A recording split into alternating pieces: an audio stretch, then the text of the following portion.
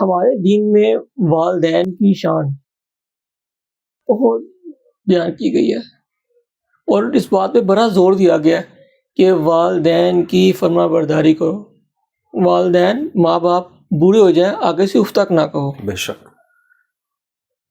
رسول پاک صلی اللہ علیہ وسلم کی بے بہا حدیثیں ہیں، اللہ کے فرمان ہیں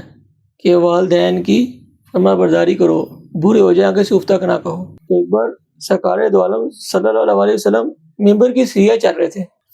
تھے اور پہلی سیڑھی پہ قدم رکھا، کہا آمین، دوسری پہ قدم رکھا، کہا آمین، تیسری پہ قدم رکھا، کہا آمین۔ جب خطبہ ہو گیا، فارغ ہو گئے، تو خلاف معمول آج واقعہ ہوا کہ آپ نے ہر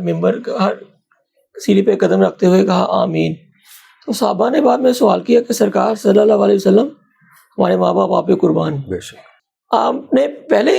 سیڑھی پہ قدم رکھا، آپ نے کہا آمین، دوسری پہ قدم رکھا، کہا آمین، تیسری پہ قدم رکھا، کہا آمین۔ کیا معاجرہ ہے؟ سرکار صلی اللہ علیہ وسلم نے فرمایا کہ میرے پاس جبرائیل امین آئے تھے،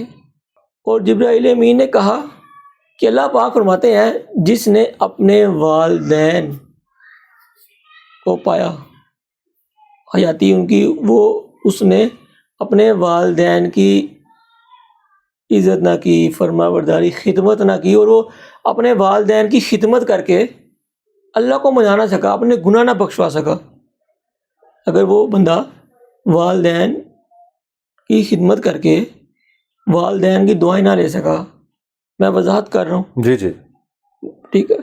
مفہوم میں وضاحت کر رہا ہوں تھوڑی سی، کہ والدین کی خدمت کر کے دعائیں نہ لے سکا، اللہ کو منا نہ سکا، اپنے گناہ نہ بخشوا سکا، تو وہ اس کی ناک خاک آلود ہو جائے، استغفر